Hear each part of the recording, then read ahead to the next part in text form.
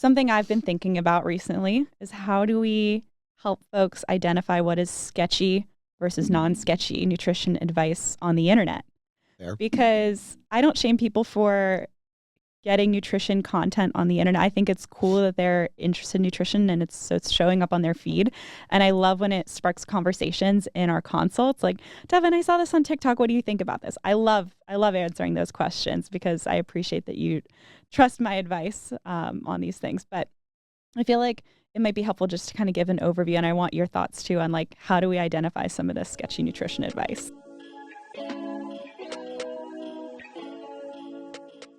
Okay. So some things I thought about are they using a lot of buzzwords like toxic or miracle cure or superfood or detox, right? Like Yeah. they sometimes are using these terms as if they're very technical terms and they're not. Yep. They're more like social terms that don't have a clear definition. And also it kind of paints itself into this like all or nothing holy grail or like terribly toxic A or F conversation. So that's always something I'm on the lookout for. If they give a lot of blanket advice, we're talking about just, everyone should be cutting out dairy and gluten. Now, there is some good generalizable advice, and there's always going to be few and far between. A few, like eat more vegetables, prioritize protein, be active, right? And there's always like a small group of people, or maybe that advice might not apply to them as much. But aside from that, there's not very much blanket advice other than that boring advice that you're used to hearing that I just mentioned. Absolutely. The rest of it's a conversation and there's a lot of circumstances. Yep. That is, it's the all or nothing for me. If somebody is taking like hard stances, I said this in our last season, actually, it was show me a person that has that resolute of just an unequivocal, like, unashamed and just like dead set opinion, and I show you a closed-minded person. That means that they are not seeing the whole picture. Like if there's someone that's taking a hard stance on something, that is likely a lack of understanding. That is not likely a thorough understanding. And that's that Dunning-Kruger effect we've talked about over the years, where it's this idea of they know just enough to be dangerous, they've learned a little bit, their perception of their knowledge dramatically exceeds their actual knowledge, and they take a hard stance. And I'll be fair.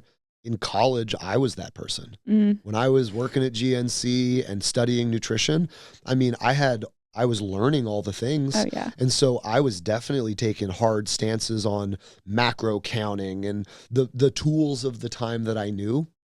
We were both toxic at one point. Of course. Now, were we creating TikTok channels and helping millions? No, not necessarily. I'm not helping millions. Thank God there was no TikTok back then. I was going to say Devin the dietitian might have been a mess back then. But it is to say though that every person on the path to mastery, there is a phase where you start to learn and you start to gain understanding and you get excited about that understanding, and then you have overconfidence about that understanding. And you want to share it with people. Which comes oftentimes from a very genuine place. I'm not going to blame every influencer and say they're saying anything they can say to pay their bills.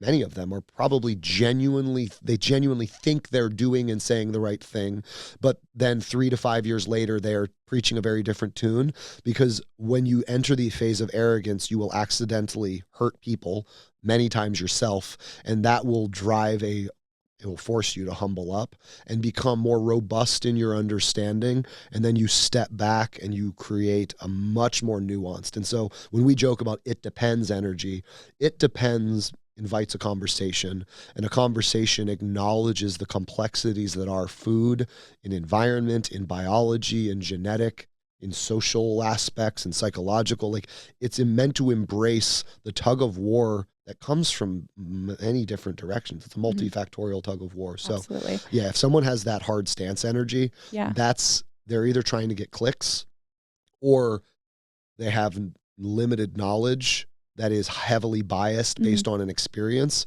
or both. And a lot of times they're like I'll see people citing scientific articles, and you can cite an scientific article all day long, but we may be reading the same information, but if you're trained in reading scientific literature and interpreting it and applying it based on the body of evidence, not based solely on one study, you're going to approach that information very differently. Your applications and conclusions are going to be very different. And so Same goes for, on the internet. If you see people citing one study, it doesn't necessarily definitively mean that they're evidence-based. They may be reading that scientific article, but they're coming to the wrong conclusions or drawing the wrong applications from it. I'll give you an example. If you knew that omega-6 is a pro-inflammatory fatty acid, you may automatically assume all foods that contain omega-6s, like walnuts, are bad for you. Yeah, are highly inflammatory. And so you would be correct in the root knowledge that omega-6s are present in a lot of these foods and they are pro-inflammatory, but the application, the conclusion is very different than what someone who's actually trained in nutrition, like dietitians, would come to. Well, here's a fun question. So you're on a run and you pull your hamstring. Do you want your body to do nothing about that? Because pro-inflammatory means driving nutrients and water to an area, upregulating growth factors and peptides to heal things. Mm-hmm. Like you cut your arm open. Do you just want to have a gash forever?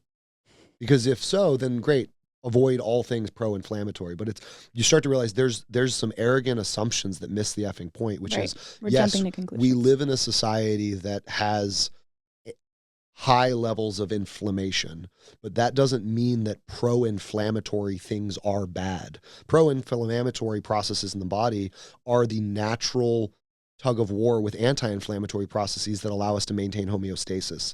You can't have one without the other. Mm-hmm. If we were all anti-inflammation all the time, you would actually delay your recovery. That's why there's studies that when you take ibuprofen after a run, it impairs your muscle return, right? You don't get stronger from that workout. And you'll hear people that'll say, you wasted the workout. It's not that dramatic, but it is to say that it suppresses recovery because inflammation in certain circumstances isn't just a good thing, it's necessary. Yeah, that's why you get a fever when you get sick. Yes. It's a natural inflammatory response. You start to hear the complexity here where we go like, do I want people eating more anti-inflammatory foods, assuming that they're not eating enough of them? Yes. Do we want to be balancing these processes? Do we want to make sure our leukotrienes and prostaglandins and icosanoids, which are the things in our anti and pro-inflammatory pathways that actually produce these downstream effects? Do I want to make sure that all of those are in function, not just the anti and not just the pro? Yes. Do a lot of people have a disproportionate pro to anti right now? Yes. Mm-hmm. But you can hear where it's like, this isn't just a this or that conversation. We've lost the plot here. Yeah, people get really lost, and that is they know just enough to be dangerous. Mm-hmm. These antioxidants are good for these things, and pro-inflammatory is bad. Mm-hmm. It's like, well, not necessarily. Mm-hmm. And so you want to make sure someone has it depends energy and is willing to just drive the conversation and not necessarily give you like a nerd out lecture like I tend to do, but at least understand what I just said. Yep. Like if your influencer doesn't know what an icosanoid is, probably shouldn't be talking about anti-inflammatory processes. Just saying, it might be a little relevant to that systematic Name approach. one prostaglandin. Yeah. Anyway, I digress. Anyways, but yeah, so those are just like some things I always caution people to look for. If they're using a lot of buzzwords, if they give a lot of blanket advice, if they don't disclose conflicts of interest, I'm not saying if they, they're supporting a supplement or if they have a supplement line, they're automatically non-credible. But if they're not at least disclosing that conflict of interest, that's red flag automatically. If a lot of their content is centered around fear-mongering, I'm always very skeptical of that because I'm just curious to know, like, what is the intention? This is crashing your testosterone levels. My guess is they're either trying to sell something or they're genuinely scared themselves because they don't fully understand what it is that they're talking about. Yep. And they want to share that information with other people because they're scared themselves and they don't want other people to suffer. I think there are genuine intentions, but again, we've lost the plot. Well said. No, I agree. The hard stances, the exclamatory, the fear-mongering, those are all things that they feed into people who, again, we are fear-driven. And so when we hear something might be dangerous, it's very attractive. And so at bare minimum, there's definitely a benefit to fear-mongering content, which is that more people will see it and watch it and listen to it. But the downside is that it is creating fear in things that may not need that fear. And so we're stoking unnecessary fires, and that can be extremely toxic and negative. And man, so many of our clients, our role is to help talk them off the ledge of all of the fear-mongering that's out there. And it comes from better understanding what's actually taking place. So I think you said it perfectly. Those are definitely the pieces of the puzzle that stand out to me. Those hard stances, the fear-mongering language, the die on the hill of an ingredient kind of conversation. Anything that, like, if it seems that way, it's likely not Yeah. fully true. Speaking of fear mongering and all or nothing mentalities, Your smirk is telling me something's coming. I wanted to give an example Okay. of something I would be a little skeptical of, and that is the Bobby approved movement. Sorry, I don't mean to pick on any individuals, but I think this is a really good example of what we're talking about. I've never heard of this. Is this like, are we talking RFK? You don't know about Bobby approved? Is this like RFK with No. Make America? Okay, No, this is not that Bobby. Different Bobby. Different Bobby. I have not So, heard of this Bobby. Talk to me about this Bobby. Bobby Parrish. He is one of those wellness influencers on the internet who is trying to help people eat healthier, but is unfortunately a little bit misguided. Okay. And so he created an app called Bobby Approved, but his That's a bit platform. narcissistic. I'm going to create an app called Devin Approved. Devin Approved. I was going to say dietitian approved. That sounds like a label that makes sense. Bobby Approved sounds like he's trying to be the king of his castle. Okay, so Emperor Bobby. Talk to me about Emperor Bobby. So again, he goes around grocery stores, he picks on certain foods, and he says whether or not they are Bobby approved and why. So I thought I would love to read to you, what does it take to be Bobby approved, and what are the 10 commandments of Bobby approved ingredients? And just hear 10 commandments of Bobby approved ingredients. So that is like, that's Moses. I mean, this is biblical. Like this is getting biblical. Man, he's got a chip on his shoulder. Okay. Okay, so what does it take to be Bobby approved? This is from his website. BelieveCity.com/BobbyApproved. It's not BobbyApproved.com. Products you can trust that are made with clean and best-in-class ingredients. If it's Bobby approved, you don't even need to read the ingredients. Okay, so I've done all the work for you. Don't think, follow me, be my sheep. Okay. Less than 10% of products found at most grocery stores qualify for the Bobby approved stamp of approval. That's pretty exclusive. Yeah, it's a VIP club. You should be thankful that you can be a member of this club. All right, so now I'm going to read you the 10 commandments. Please. We'll see how many foods we think are left in the grocery store after we read Please tell me these. this doesn't read as thou shalt. If it's 1, thou shalt. No. Just kidding. Oh, God. Oh, man. 1, free of seed oils. Okay. 2, free of refined or artificial sugars. So actual sugars or artificial sugars. Free of harmful preservatives. What's harmful? Yeah. Not sure which ones those are. Interesting line. Free of GMOs. That stands for genetically modified organisms. Oh, yeah. Wow. That's a spectrum. Okay. Free of artificial or natural flavors. Free of harmful pesticide and chemicals. Free of artificial food colorings. Free of ultra-processed ingredients. Not sure what that is.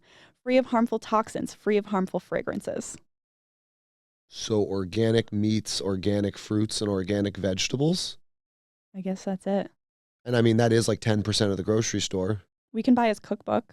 Oh, really? That'd be great. We can tag him. Anyways, not to pick on him specifically. There's lots of examples like this, but what we're trying to get at is it's not that simple as yes or no, good or bad, approved or unapproved. Yeah. Right. Well, and I'll say this. My grandmother, who passed away right before Thanksgiving, was 98 years old. And I took her to dinner on her 98th birthday for a glass of wine and some spinach artichoke dip at The Pub, which was her favorite restaurant that she went to every Friday with her girlfriends until about 2 weeks before she died. So this was a woman that didn't make it to 98. She thrived through 98. She lived a lifespan 20 years longer than the average in America. She swam and exercised well into her 90s. She did not eat the Bobby approved list. So my question would be, so what is that list going to get me? Yeah. Am I going to be immortal? That's what. Yeah. Am I going to be immortal? Like, I mean, that's what becomes so hard is you start to realize where this fear is of the unknown and the uncertain. And it takes on a life of its own and it morphs into something that's beyond rationale and understanding.